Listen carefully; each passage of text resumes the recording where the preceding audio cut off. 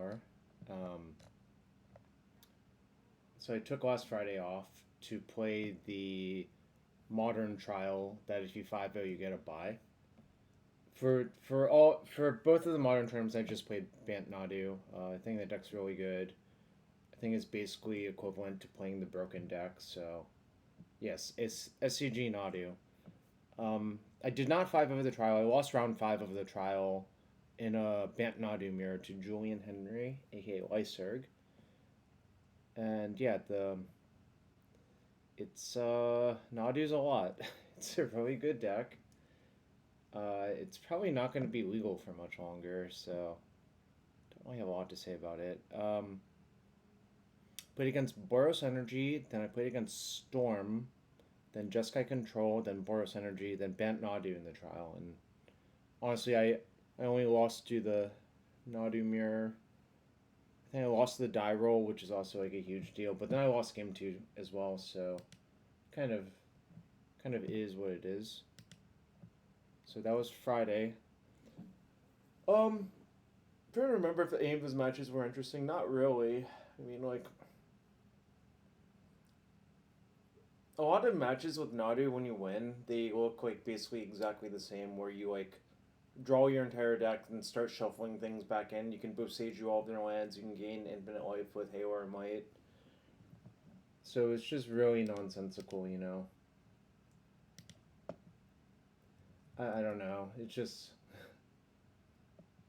you play with Luca, who also top forward. Cool. I do not know this person personally. I did not play against them.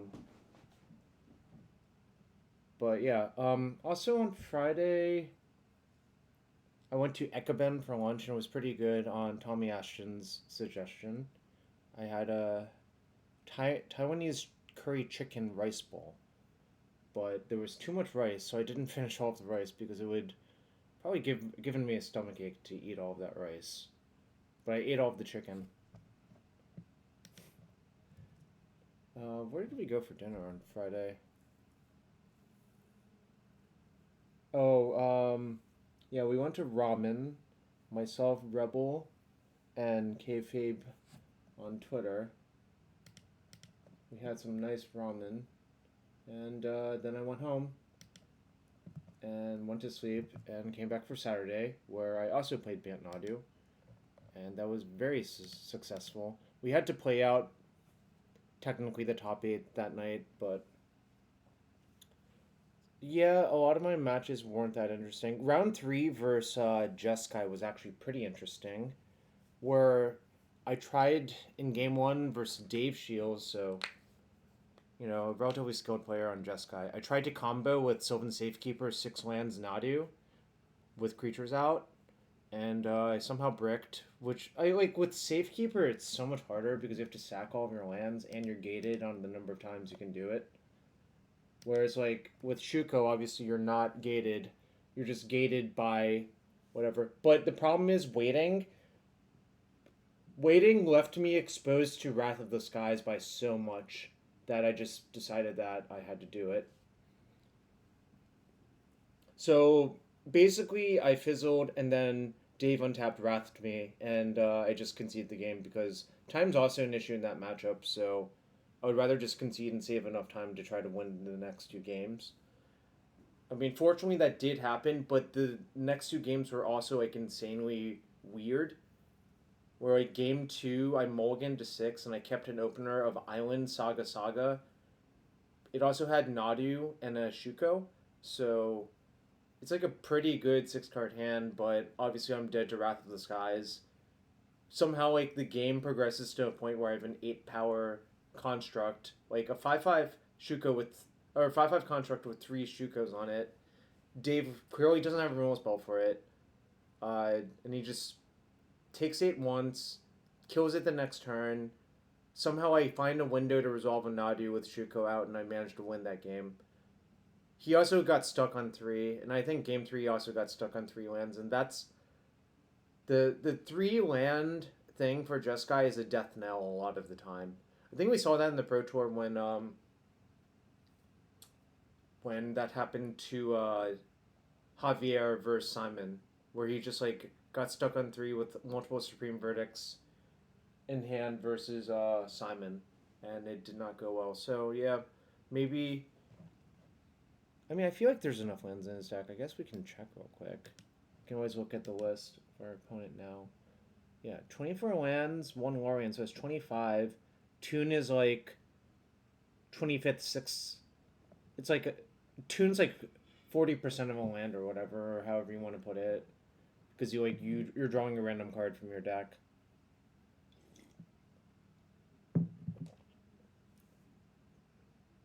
Yeah, so I think he just got unlucky versus me. And I spell Pierce's ego in game 3 as well. My spell pierces were very, very good for me in my sideboard.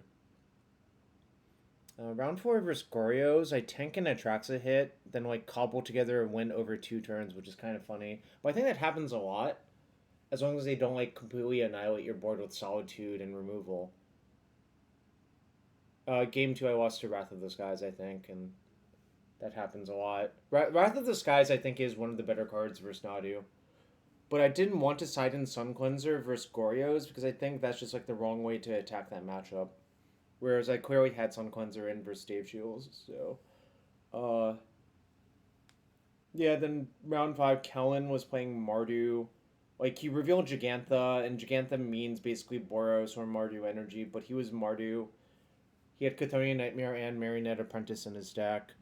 But I think I just kind of had good draws, and like game 1 is pretty bad for them, and I just like killed him. In game 2, it went a little bit longer, but I managed to basically short combo and then have Burden Forge Tender for a Harsh Mentor, then like completely combo. I think is basically what happened. There might have been like something else besides that, I don't remember.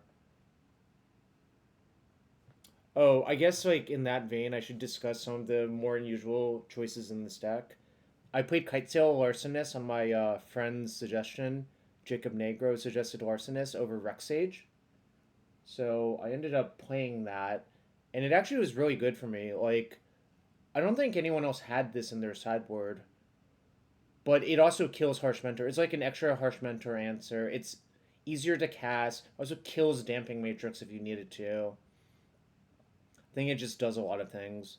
The rest of the sideboard is pretty stock. Like Soulless Jailer is pretty stock. Veil, having one Veil is fine. The Forge Tender, I think you have to play because it's like your best card versus Harsh Mentor. Vexing Pobble is basically just for Jeskai and Necro because it like cuts off all of their pitch cards. There's probably another matchup where I would side it in, but I don't remember. Sun Cleanser is basically just for Jeskai. I think if you side this in versus Boros or Mardu Energy, that's actually a mistake. Mostly because I don't think the games are won based on like you denying them energy. I think this is mostly a 2-mana 1/4 versus them. Force of Vigor, just a good card. Would I bring in Bobble versus Gorios? That's interesting. I didn't, but maybe I should have. That's a good point, Kate. Maybe I should have. Uh,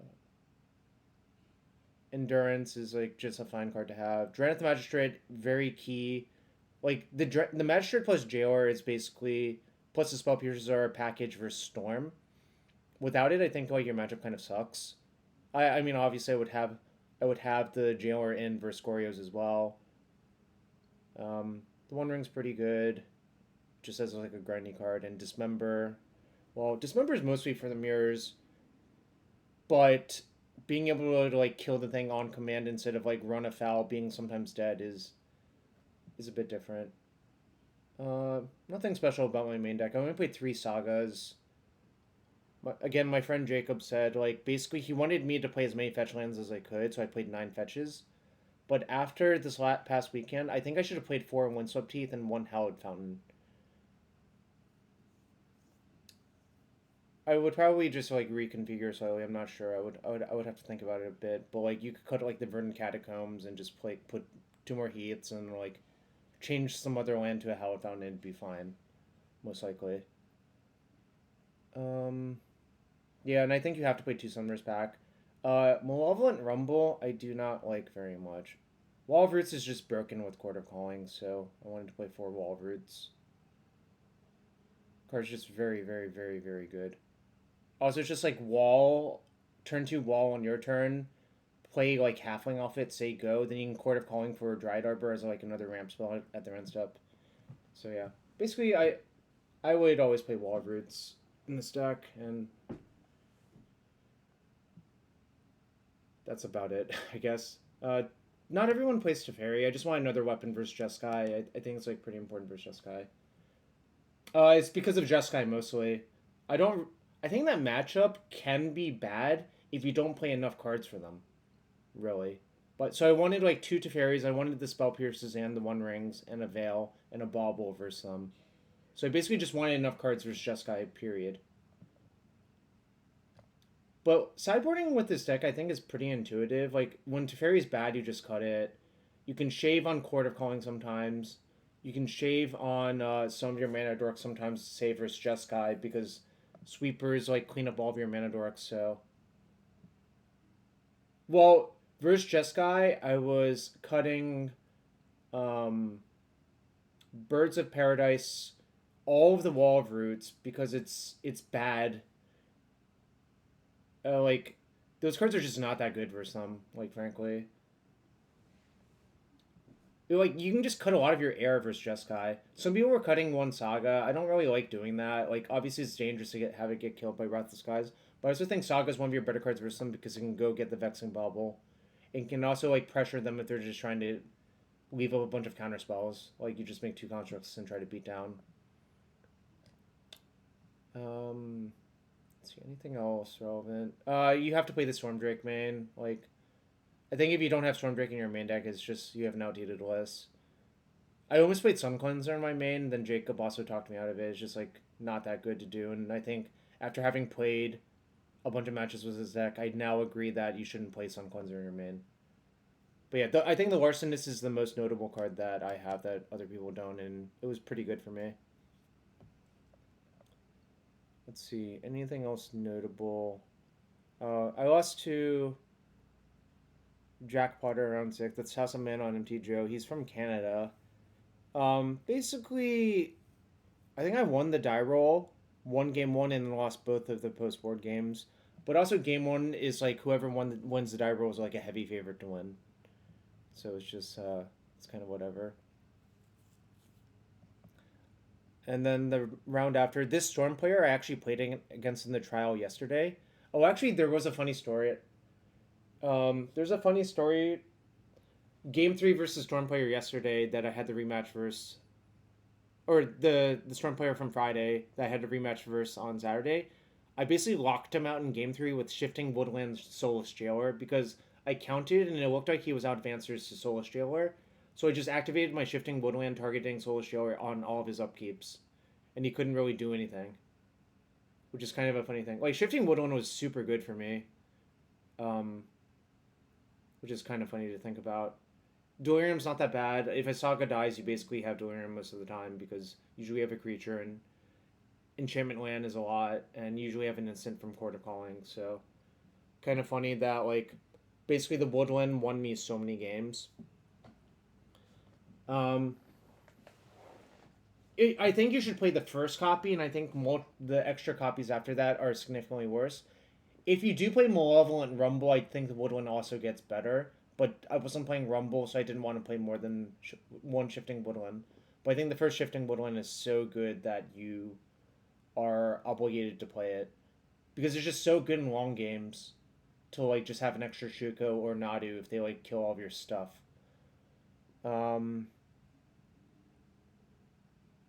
Okay, so versus Ruby Storm person, in game one, they went to 5 cards, and basically they got to a point where they had 3 Ral flips on the stack with 6 instants or sorceries cast that turn because they knew the trick of responding to their Ral trigger by casting more spells. So all of their 3 Ral triggers all saw 6 spells, and he just lost all 3 flips. So I managed to win that game because Rao did an ultimate after, like, he was 87.5% to actually flip his Rao, which is, it's kind of funny. Like, I got super lucky in that spot, like, obviously. But literally, like, the outcome of game one came down to coin flips. How do I feel about no Titania or other threat versus getting started? Whatever. I'll just deal with it. I mean, that almost did come back to bite me.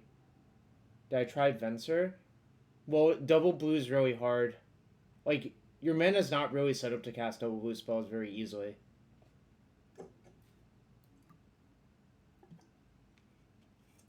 Well, stacking the flips, I think, is just correct to do if you can get up to 6.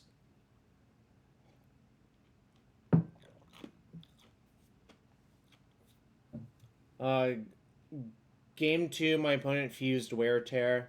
The game 2 of the Storm matchup, my opponent fused Wear Tear and Soulless Jailer and Urza Saga, so I lost that game. Mostly because, like, once that happens, like, you're just basically dead. Uh, I don't remember what happened in game 3. I think he just mulled to 5 again, and I just had a bunch of hate bears. Like, in that matchup, I just want to be a prison deck more than a combo deck, which is kind of funny, because Storm actually usually kills you faster than you kill them most of the time. Nadu's not really a turn 3 kill deck. It's more like a turn 3.5 deck. Yeah, you can play Rift Sweeper. I didn't want to. You could play Titania. Like, I would... If there were a lot of Stone Brains, I think I would play Rift Sweeper, but it wouldn't even be that good, I think. Because, like, basically, suppose you play Rift Sweeper, you still need to draw, like, another Chord of Calling and have everything set up, even if you get Stone Brained for Nadu. So, I don't know, like, it seems kind of, how do I win without them? Beatdowns, mostly.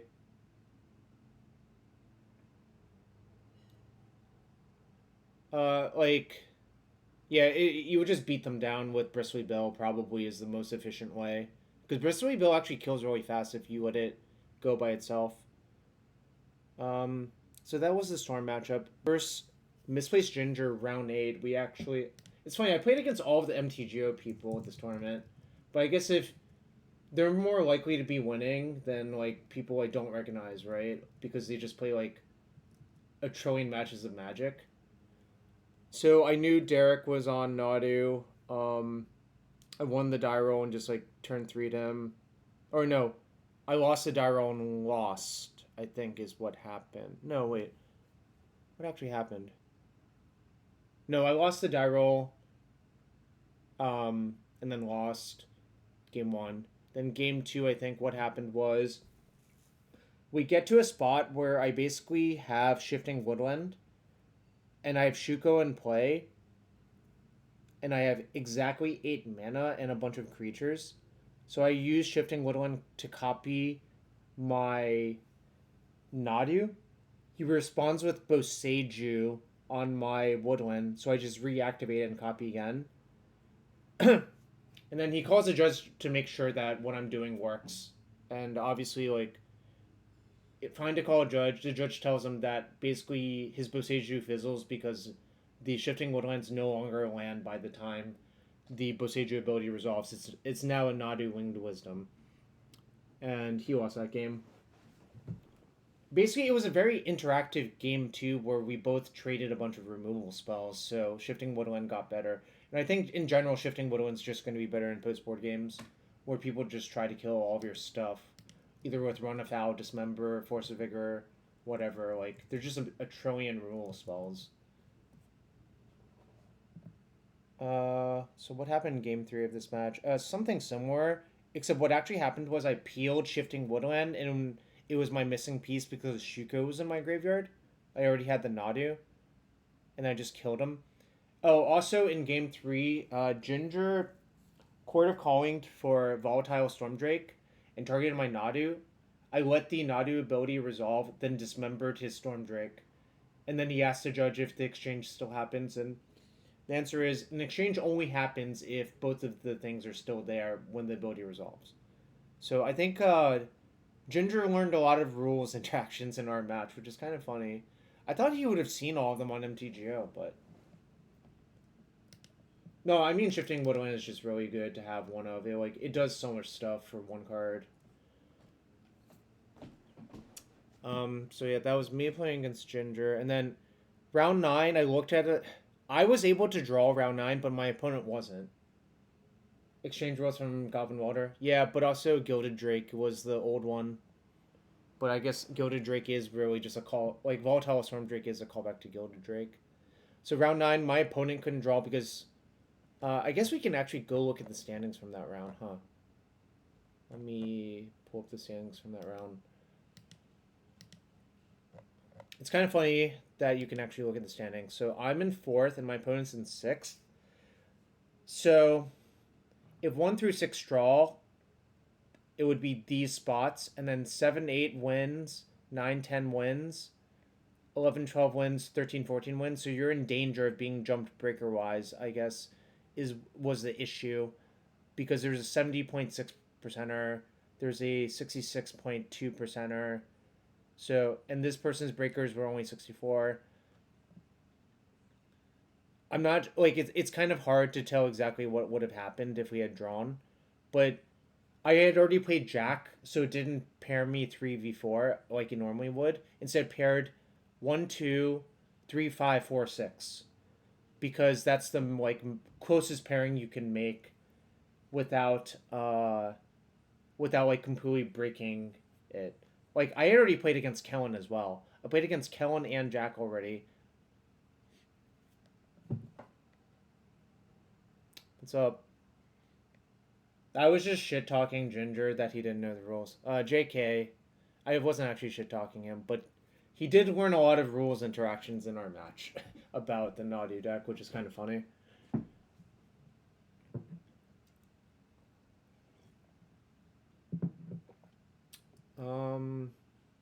Yeah, so my opponent couldn't draw, so they didn't. They're playing Tron, like mono green Eldrazi Tron, essentially. You mash random buttons and Nadu does the rest. Well, apparently that's what Ginger did, and he won the tournament. I spent time thinking about my plays, so I'm not sure. Maybe I shouldn't have thought so much. Maybe I should have just vibed and let things happen. Maybe I would have won the tournament then, but I did not. So round 9 versus Tron. Game 1, I just kind of get destroyed by Karn, the Great Creator. And I think in general, Karn, the Great Creator is a huge problem for the deck, because I don't think you can really kill them before they land Karn most of the time, especially if you use the die roll. And also, in game 1, my opponent stone-brained my Nadus. So, like, the real issue is by that point, in game 1 as Nadu versus Tron, usually your wins come from Nadu combo. Like, trying to actually kill them with damage without Nadu is not a very realistic proposition. So I agree in game 1, like, if you get stone brained, it's lights out probably. And that is in fact what happened. I thought I would be able to, like, I had like 9 insects out, so I thought I could like get lethal in 2. Then he played a Devourer of Destiny to kill one of my other creatures. I'm like, okay, guess I will never get through enough damage. So that happened. Game 2, I think I just like they mulligan, I just like turn for them, which happens a lot. And game 3 is the interesting one where they went to 4 cards. So I'm obviously feeling good.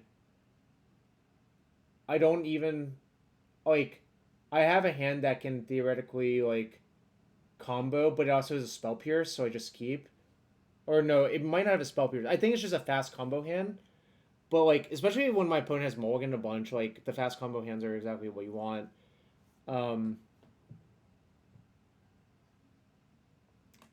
I think like what happens is they mulligan to 4, play Stonebrain on turn 3.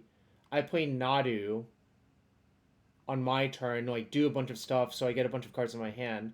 Then on their turn, they think about what to Stonebrain with their Stonebrain. They decide Summoner's Pact is the correct name, and they name that. And there's a pact in my hand. But I think they should have named Court of Calling, even though I had already used one to like get one of my pieces. But like regardless, like it was pretty over if they let me have another turn, which they obviously did, and I kind of just like spewed my entire deck and play and set go and like lethal them in one shot. So, I mean, obviously, like I'm gonna take the easy wins when they mull to 4 and don't do anything. So yeah, that was like a very anticlimactic game 3, but I'll take the easy ones. Like the hard ones, there's so many hard games in Magic as it is. So like, the you need to value the easy ones, I guess is the best way of putting it. So yeah, those were all the Swiss rounds, and like I don't know, we take a photo, and top 8 agrees to chop the money, and Also, the nice part of this is top eight already gets invite to one of the two RCs for the next season. There's going to be two US RCs, so I need to get one more invite in like 3 months, but 3 to 4 months. But I think that should be fine.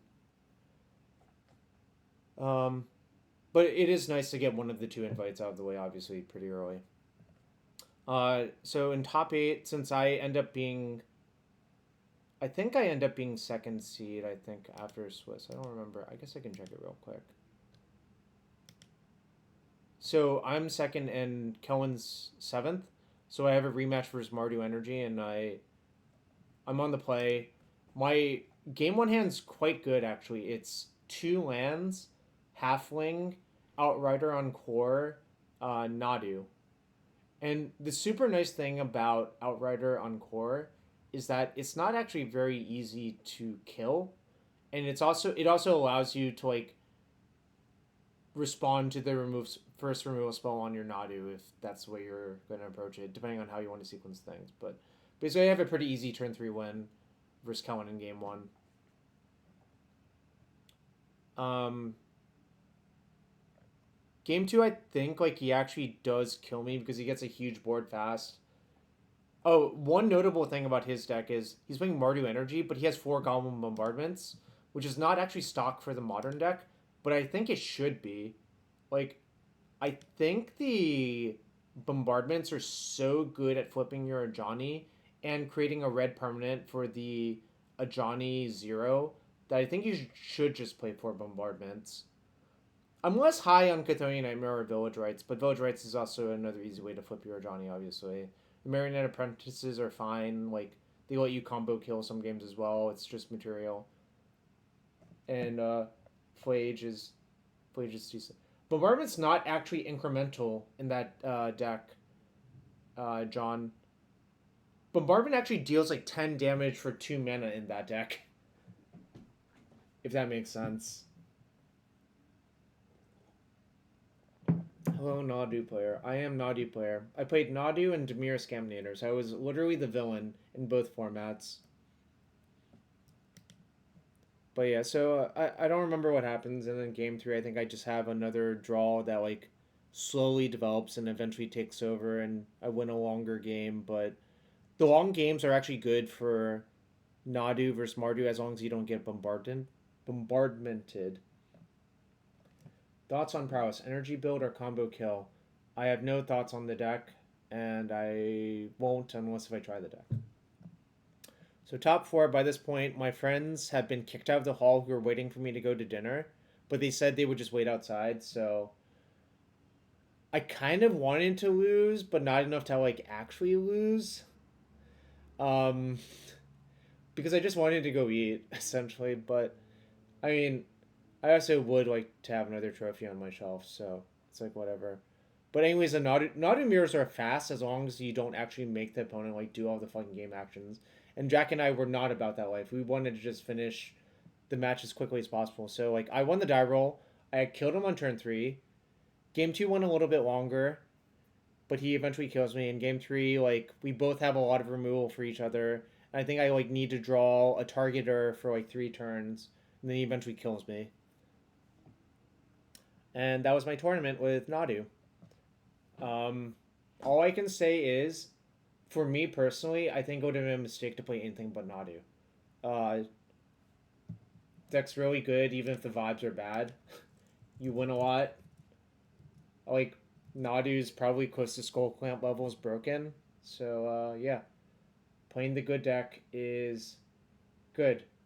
Only Nadu players left in the venue, and they don't even... Well, Xenon, I wanted to go get pizza. Pizza sounded so much better than playing, like, 2 Nadu mirrors for a trophy. But, yes, the vibes were not great for this deck. I mean, obviously the deck is a fantastic Magic deck, like, in terms of winning, but...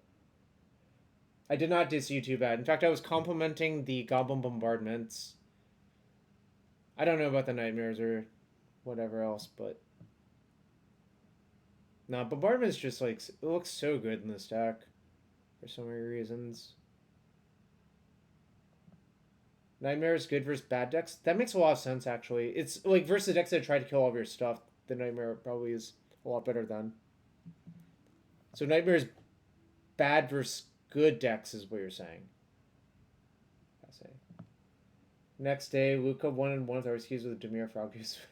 6 Nadu vibes. Fair enough.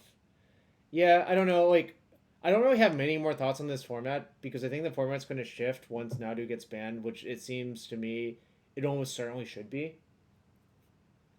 Um, Mostly because Nadu combines the problems of multiple types of problematic cards. It combines the problems of like having to explain like weird loopy shit, and also Nadu itself is like a power outlier in the format.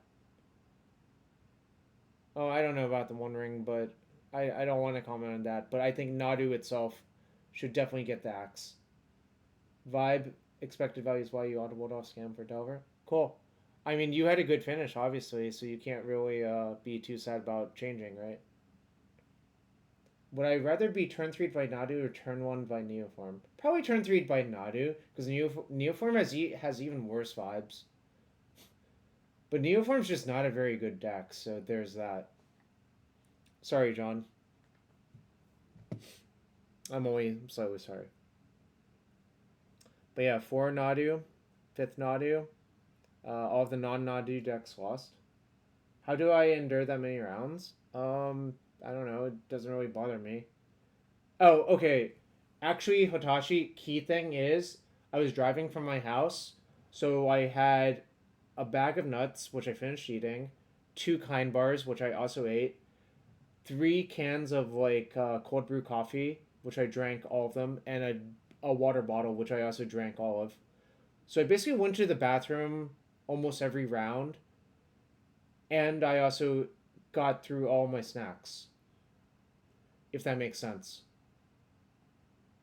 I was still so hungry for pizza. I didn't actually like eat a lunch thing, but I ate a breakfast thing. I ate all my snacks, then I ate dinner.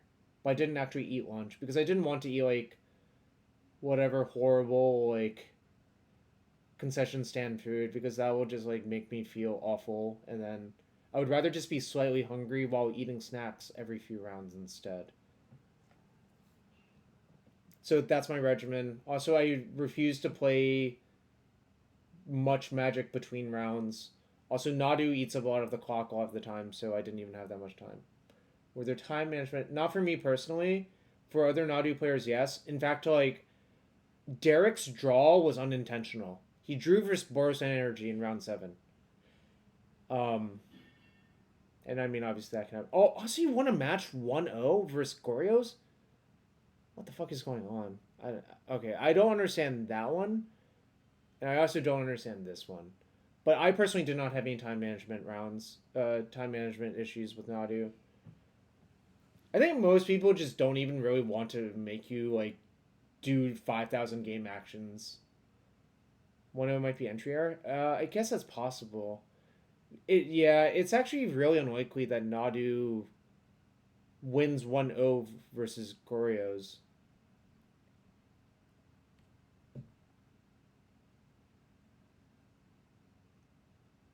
Well, I do not know that story, and I don't have any info on it, Darkspawn, but yeah, obviously that sounds not great. But yeah, so that's the tournament. Yeah, only thing I would change about my deck is the mana base for now. You love how Pioneer events can have match results 2-1-2.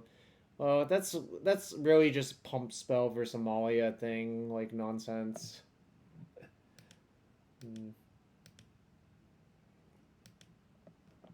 But yeah, so Nadu's great. Have I played against Frog Murktide with Nadu? Any insights on the matchup? No. Have I played any Arena Cube this go around? No.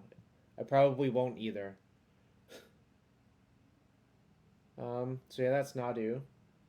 We'll probably talk about Legacy, where a lot of weird stuff happened to me again, so that was kind of funny to think about. I don't know, like I just had kind of weird tournaments, which I don't think happens that often, but it does happen. What changes would I make? I would play all Windswept Thieves and put Hallowed Fountain into my deck. I would probably still keep 9 fetch lands. So basically, I want 4 Misty, 4 Heath, a Hallowed Fountain, and another green fetch. Cord for Halfling. Oh, I corded for a lot of Halflings, actually. And yeah, Eternal Weekend's the weekend before Thanksgiving, which is kind of nice. But anyways, Scaminator, I was planning on playing this deck. I talked to Stefan Schutz a little bit. Not a lot of changes from his Mox list. Um, I cut one Wasteland, put it in the sideboard. I think that's fine to do. I cut one Animate Dead because it's kind of one of your weaker cards. I almost cut a Troll, but I ended up putting it back in. It was either like cut Troll or cut third Wasteland, essentially, but I think Troll just counts as part of your mana base, so you can't really cut it too often.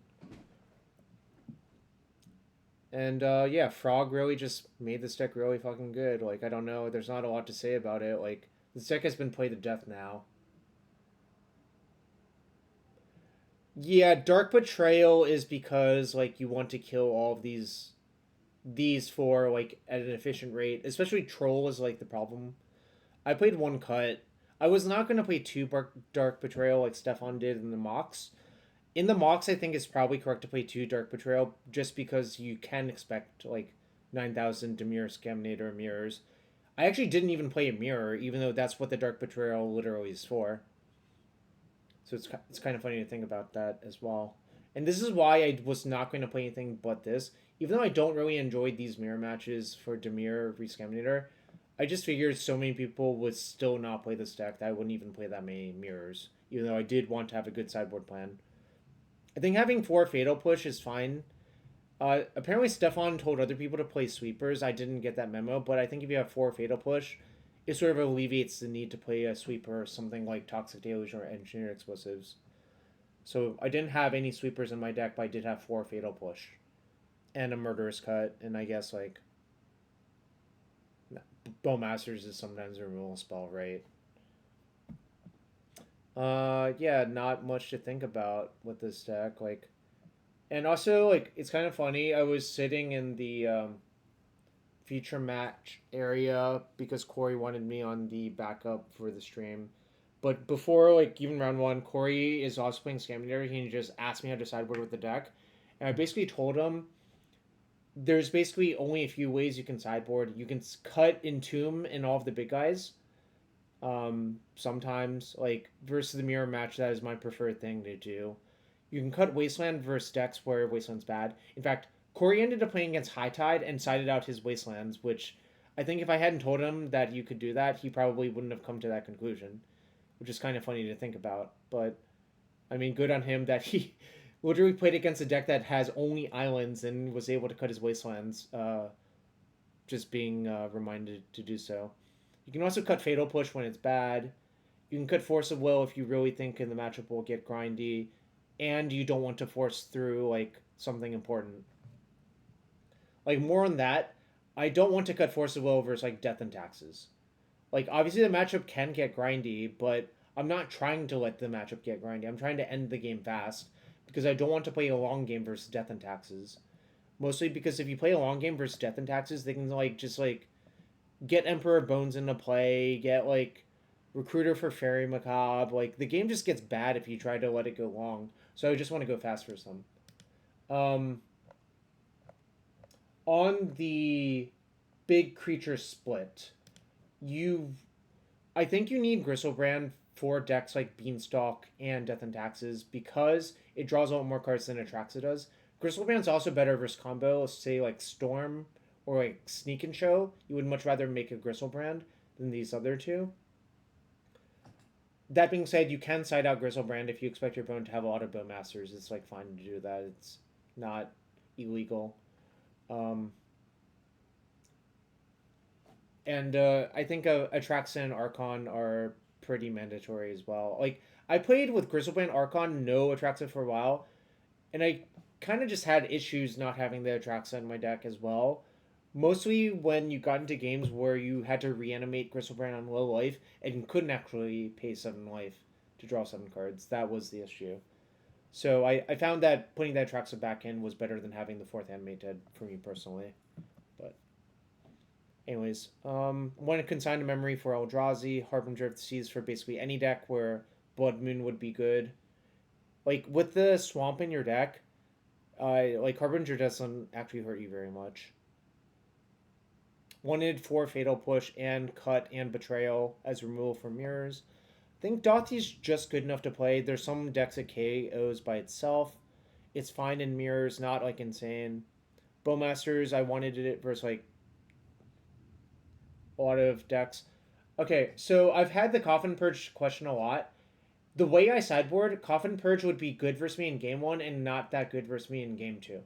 So that's why I didn't want to play Coffin Purge. What is the sweeper people are supposed to play? I think Toxic Deluge is correct. Just one Deluge and one Engineering Explosives in your sideboard, probably.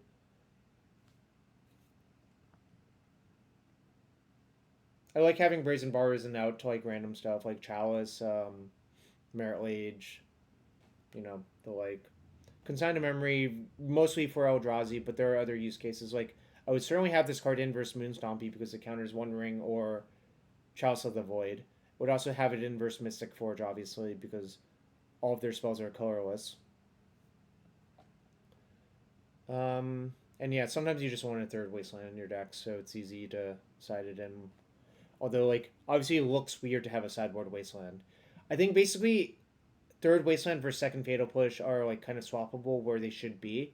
But I just wanted two Fatal Push in my deck for this tournament in the main deck. Alright, so we'll go over these matches real fast. Round one I played against someone. I knew they would be Cradle, the like Newton Cradle deck with White of the Reliquary. I think I actually lost 7 die rolls. Not that I was counting, but I just looked at it in my notepad. I'm just like, oh, I lost 7 die rolls. That kind of sucks. But obviously I went 6-2, so it's fine. Like it's like whatever. So round one versus Cradle. Game one, I kind of just flood out, and he beats me down with Lair of the Hydra with a bunch of exalted creatures, so I lose. Uh, Game two, we play a really long, grindy game where I notice he has a lot of Macabres in his deck as well as the Endurances.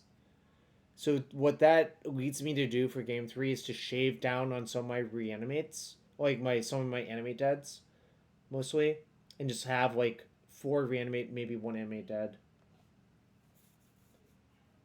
Accumulated variance from modern coin flips catching up. Well, I still went 6-2, so like I can't really complain that much, right?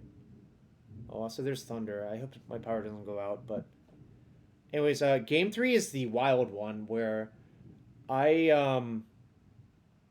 I Fatal Push a White of the Reliquary, and I just burn my Reanimate on it quickly. And I've drawn Gristlebrand by this point, so I just use my Bowmaster to convert it to 2 Rampant Growths. I use Grief as a Rampant Growth, and I just eventually hardcast the Gristlebrand on like turn 7 or 8 versus Cradle. And the way Cradle sideboards, apparently, they can't actually beat or hardcast Gristlebrand because apparently he cuts the Natural Order package versus me.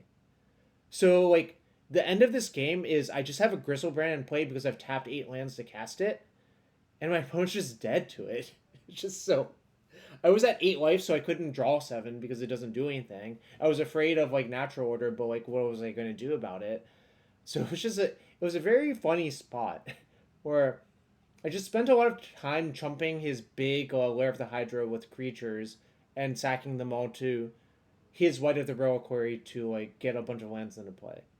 So yeah, that was a very funny game three where I don't know 9 lands. No, there's more.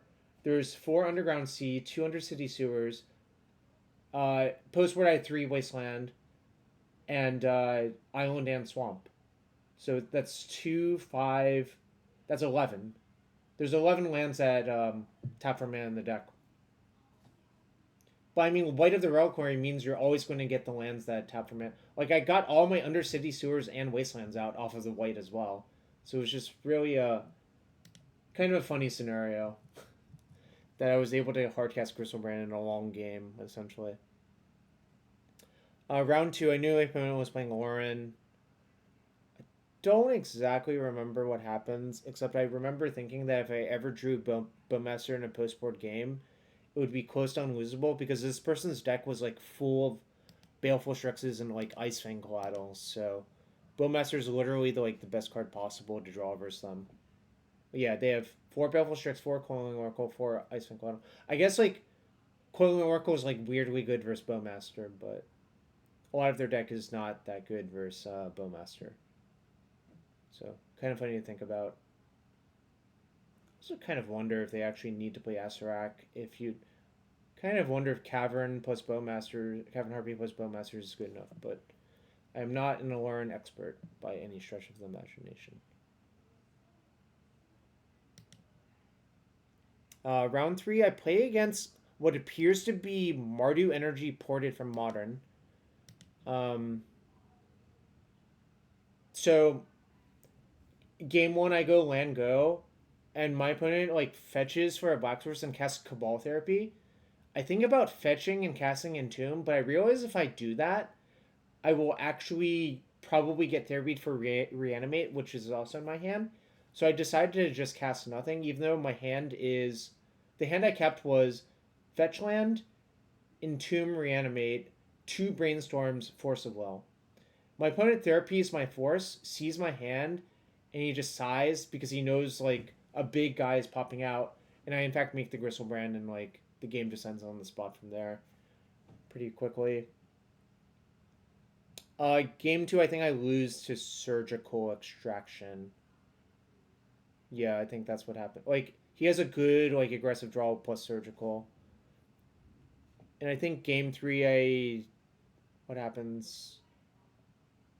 I think I just, like, make a fast Gristlebrand again. Maybe Wasteland one of his lands when he's stuck on 2. I don't know. It was a very weird thing, but yeah. Very friendly opponent. Obviously, like, kind of felt bad that they got mana screwed and wastelanded, but that's how Legacy is sometimes. Oh, actually, what happened this in game 3 was my opponent Cabal therapied for Reanimate, but I had Animate Dead instead. So that's how they lost. They literally lost a coin flip, even though like I obviously have more Reanimates than Animate Dead, so it's better to name that one. They just like lost their coin flip essentially. So really just running well by this point. Basically won all 3 matches, kind of close. Round 4, I knew my opponent was probably Eldrazi Stomp You because they play that like at the weeklies. Just green Stompy. They have 3 Null Drifters. I'm not sure if I like that or not, but the Guy's Cradle I definitely like. I'm not sure about the City of Traders either, but yeah, game 1 I basically sneak out a quick Gristlebrand on the draw, and it carries the game. And then the next 2 games are a lot harder between Leyline and Wastegate Battle Mage was actually a huge problem for me. Okay, PB Rod, great question. You haven't played Legacy in about a year. You tend to hear the format is not in a great spot. Do you feel this way? I think probably the Scaminator deck is a little too good, and I think like banning Grief is probably the best solution possible. And also, Grief is just a heinously designed Magic card, so I'm fine axing that one. But I mean, like realistically, if we didn't ban based on like what people wanted, it would be likely that something else would be banned, like probably like Entomb or Reanimate. I lost to Death and Taxes after drawing 14. Yeah, that did happen. It was a funny match. Or funny game, I guess. Oh, also it's really thundering now, even though it's sunny out. Again, I hope my power doesn't go out. Funny thing about Eldrazi Stompy, I'm actually 3-0 in a league with Eldrazi Stompy deck. We'll probably finish playing the 2 matches after the recap. But I do think the Eldrazi Stompy deck got so much better because of the MH3 cards. Just like the Myco Spawn's really good, the Fletchraker's really good, Devourer is pretty decent. Cosmic's Command's super good. Like, I love Myco Spawn for Gaia's Cradle in this deck. I think it's super good and like does a lot to fix problems. Do I think Bowmasters? No, I think if you ban Bowmasters, it doesn't really affect the deck very much. That is my personal opinion. Some people don't even play the Bowmasters. Like, I wasn't playing the Bowmasters for a while after the Frog got printed. So yeah, basically, game one I won versus Little Jarvis Stompy. The next two games I lost. Wastegate Battle Mage was a lot to do with it. Yeah, I don't think Bowmasters is even that good at the moment. That is the key as well. Well, it's just Grief is heinous design. You don't play Legacy, that's true. All right, round five, it got paired versus Moonstompy. I knew this person plays Moonstompy because this is the only Legacy deck they play. I kind of just got nut drawn twice, which is fine. Um, oh yeah, hi Sarah. Sarah, did you have a good time playing SCG Baltimore stuff?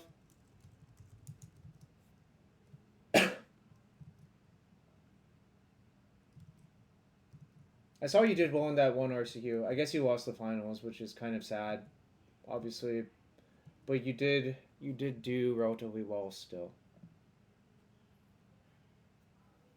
But yeah, so I got drawn by Moonstompy twice. Next match, I played against Selesnya Lands, and I played a lot of this matchup from both sides. So game one, I am in a really bad position, and I managed to just squeak out a win by fatal pushing the constructs to like kill my opponent with Frog. I never actually get a big creature into play in game one, which is kind of funny. I just like kill my opponent with Frog while killing a bunch of constructs off of the Urza Saga and just like sneak out a win that way, which is like kind of a weird way to do it, especially versus lands, because I don't think that would work very often. Uh, game two, I think my opponent just like overloads me on.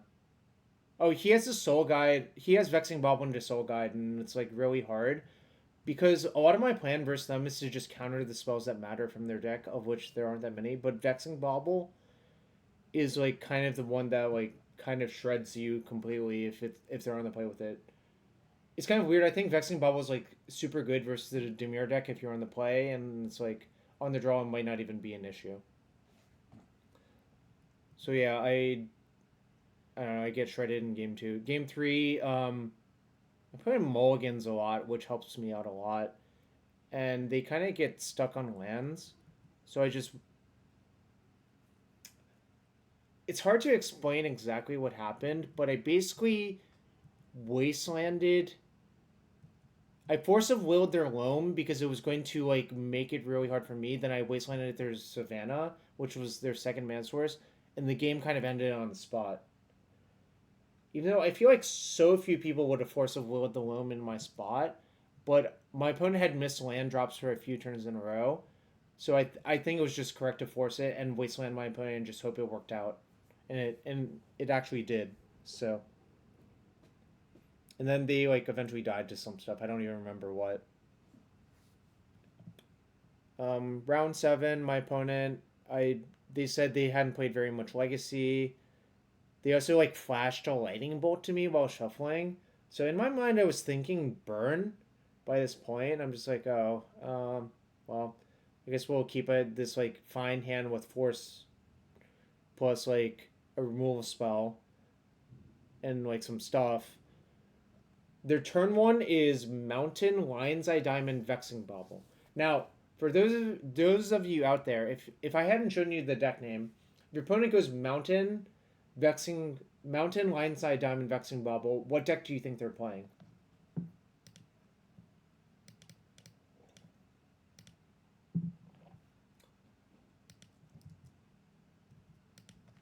Do you think it's Welder or Ruby Storm?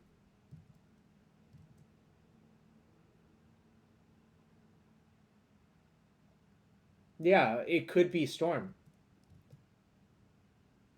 I say it could be. The only options are Painter or Ruby Storm. Yeah, so the Vexing Bubble plus Lion's Eye Diamond made me think it was Ruby Storm, but obviously like It was actually Painter, which is the weird part about it. It was Mountain. The land was Mountain. They went Mountain, Vexing, Mountain play Lion's Eye Diamond, play Vexing Bauble. And in my, oh, what art? I think it was Urza Saga Mountain. The Urza Saga Mountain. It was either Urza Saga or Invasion. I don't remember exactly offhand, but so I Force of Will their Vexing Bauble. Then turn 2 they play Mountain, say go, do nothing. Then turn 3 they play Goblin Engineer, and then the truth is revealed. They were actually Agatha's Soul Cauldron with a small number of painters, yeah. And now I'll pull it up. Because I died to Phyrexian Devour plus Agatha's Soul Cauldron. For those of you who don't know how that works, you can... if you get the Devour on Soul Cauldron, basically any creature that has a counter on it, you can basically make, like, as large... Like, you can make a 20 power creature. So I got killed instantaneously. Game 2, I just make a turn 2 Grizzlebrand. Like, it's really not interesting. Like, a lot of games with Scaminator are so lopsided. It's very funny. And game 3, my opponent mulls to 5. I make a quick Archon. They try to double bolt it, and I force the second bolt, and the game ends. So. Round 8 versus Ryan Hayes, one of the better players from the NRG circuit. They're a Pittsburgh native, I believe. I lost to them in NRG St. Louis, actually, when they were playing 4-color Control, and I was playing Grixis in Legacy, so I wanted revenge. Which mountain? I think, I'll find it.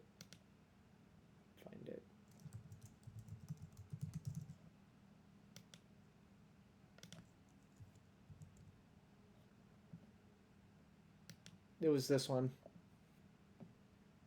Do you like how I remembered? I remember it was this one, I think. When did Phyrexian... It...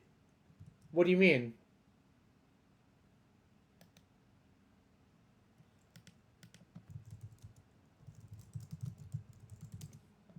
I guess we can see when it got eroded.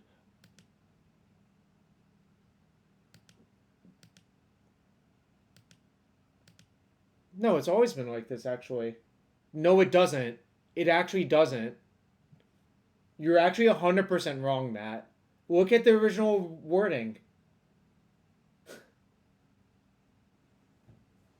You're getting Mandela affected. It never was part of the activated ability. No, it didn't. You can just read the card. It's plus X counter versus X +1/+1 counters.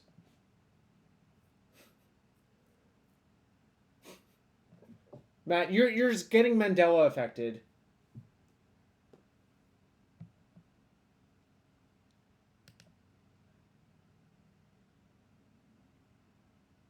Yeah, the ME2 one does, but that's not even the Oracle wording anymore. The original wording wasn't even like that.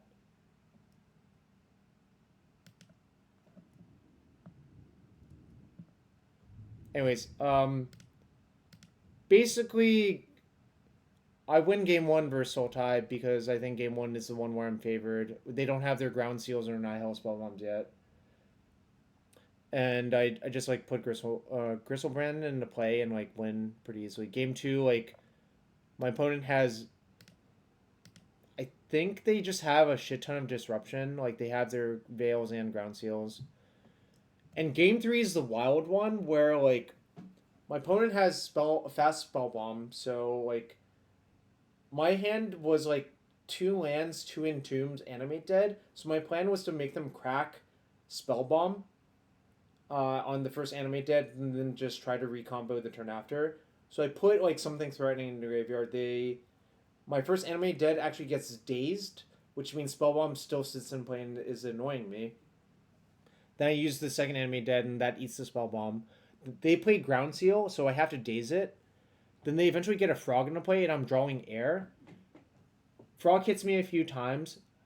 I eventually draw Brainstorm and cast and get one of the best brainstorms in my life, where I brainstorm into Surveil Land, Archon of Cruelty, and Grief with Ran in my hand. So, and I have an extra black card. So I put the Archon on top, play the Surveil Land, or no, I Grief my opponent. My opponent lets the Grief resolve. I see that their hand is Forced Daze Stifle, so they hadn't used the Stifle on my Grief ability. So I take their Force, play the Surveil Land, see if they stifle it. They don't, thankfully.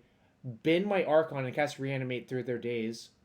They stifle the first Archon trigger, veil the second Archon trigger, and then eventually die to the Archon in a game where I think if they stifle the Grief, I lose 100% of the time. So it's just so incredible how lucky I got there. I literally... Corey was watching this, and when he saw the Brainstorm, he's just like, what the hell actually happened with that Brainstorm after the match? It was like one of the best Brainstorms of my life that didn't involve a fetch land. Like, I just literally drew the nuts. And yeah, Brainstorm is a really fucking good Magic card. That's all I can say. Yeah, it was just Ancestral Recall. Yeah, I had so many bricks in my hand, and also the frog had hit me so many times that I thought I could just never come back. But that's why you also played the games out, right? Yeah, it was so goofy that I managed to win from there. Like, holy shit! Like that stuff is so many like insane things happened to me. I got so lucky in so many spots.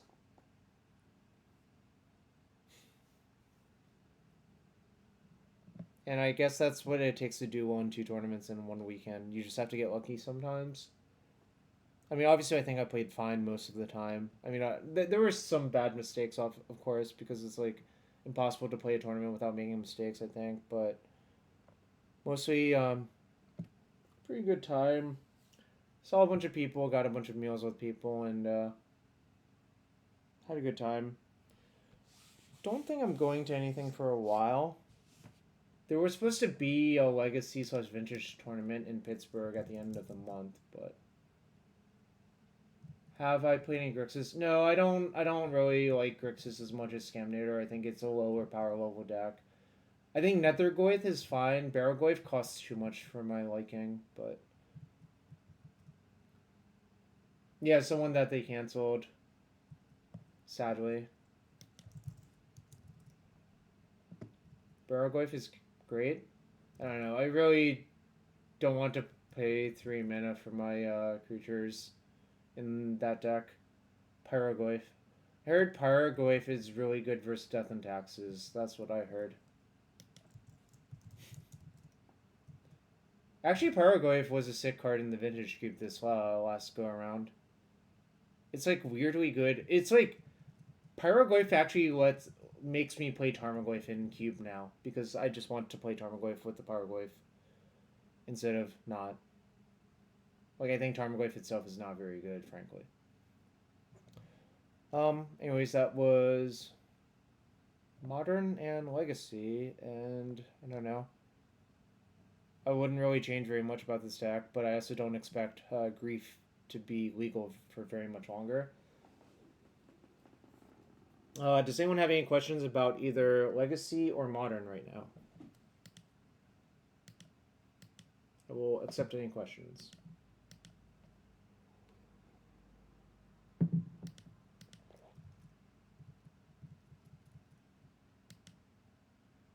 I also owe a few treasure chests, so I guess we'll get that out of the way. We'll finally open the Mitgo.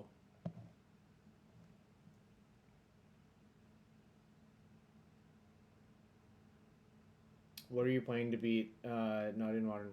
Well, Nadu goes 50% versus Nadu. Do I think post-Grief ban the Dimir deck survives? Not in its current form. What am I playing after a Grief ban? I don't know. How do I suggest tempo/control decks approach to the Nadu matchup?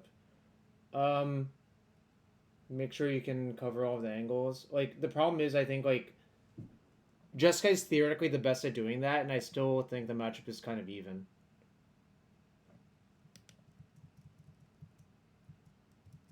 Just Nadu is so resilient because of like how it's structured.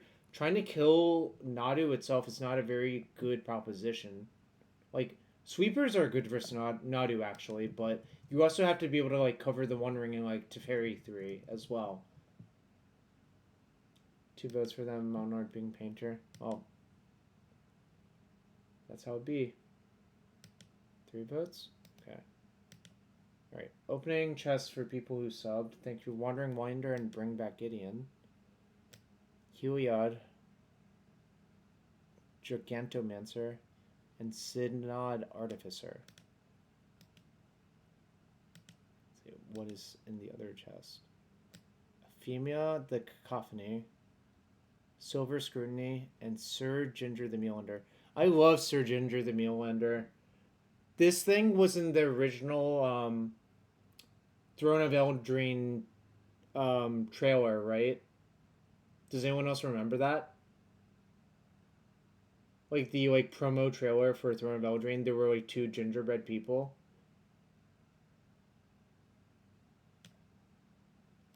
What do I think the top deck post Nadu would be? Somewhere. Yeah, my bet is on Boris Energy, but I don't know.